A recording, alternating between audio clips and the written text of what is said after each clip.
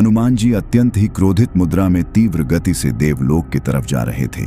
इससे सभी देवता भयभीत होकर इधर उधर छुपने लगे। कोई भी क्रोधित हनुमान जी का सामना नहीं करना चाहता था। तभी हनुमान जी ने अपनी दिशा यमलोक की तरफ मोड़ दी और यमलोक के द्वार पर पहुंचकर यमराज को पुकारने लगे। क्रोधित हनुमान जी की गर्जना सुनकर यमराज अपने शक्तिशाली यमदंड के साथ बाहर आए और जिस यमदंड से संसार में कोई भी बच नहीं पाया, उस यमदंड से यमराज ने हनुमान जी पर प्रहार कर दिया। दरअसल गंधमादन पर्वत की कंदराओं के बीच माता अंजना के कमरे में एक भयानक सन्नाटा पसरा हुआ था। बालक हनुमान अपनी माँ के पास बैठे थे, पर आज उनकी माँ की सांसें अत्यंत धीमी थीं और शरीर ठंडा पड़ रहा था। हनुमान जी की कांपती हुई आवाज गूंजी, माँ आंखें खोलो माँ। माता अंजना ने बड़ी कठिनाई से अपनी आंखें खोली और अपने पुत्र के गालों को छुआ। उनका स्वर एक धीमे स्पंदन जैसा था, वत्स मेरा समय आ गया है, अब मुझे जाना होगा। नहीं माँ नहीं, हनुमान चीख उठे, आप मुझे छोड़कर कहीं नहीं जा सकती।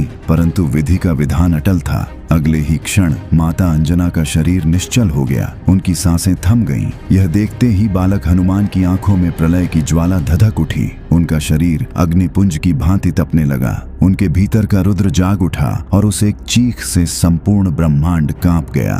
किसने साहस किया मेरी माँ को मुझसे छीनने का? कौन है वो जो मेरी माँ को ले गया? क्रोध और पीड़ा से भरा बालक हनुमान खड़ा हुआ, पर अब वह केवल एक बालक नहीं बल्कि स्वयं महाकाल का रूप ले चुका था। उनकी भुजाएं फरकने लगीं तथा आंखों से विद्युत की कौंध निकलने लगी। उनके शरीर का तेज सहस्त्र सूर्यों को भी फीका कर रहा था। तभी बाल हनुमान जी ने गर्जना करते हुए कहा, यदि मेरी माँ नहीं तो यह सृष्टि क्यों, यह ब्रह्मांड क्यों? कौन है वह मृत्यु का स्वामी? आज या तो मेरी माँ लौटेगी या इस ब्रह्मांड से काल का अंत होगा। और अगले ही पल उन्होंने पृथ्वी से ऐसी छलांग लगाई कि आकाश फट गया। उनकी गति प्रकाश से भी तीव्र थी। उन्होंने बादलों को चीर दिया और देवलोक की ओर बढ़ने लगे। देवता उनके प्रलयंकारी रूप को देखकर भयभीत होकर इधर उधर छिपने लगे। इंद्र का सिंहासन डोल गया, वायुदेव सहम गए। किसी में इतना साहस नहीं था कि वे उस क्रोधित अग्निपुंज का मार्ग रोक सकें। पर हनुमान जी का लक्ष्य देवलोक नहीं था। उन्होंने अपनी दिशा बदली और अंधकार से घिरे यम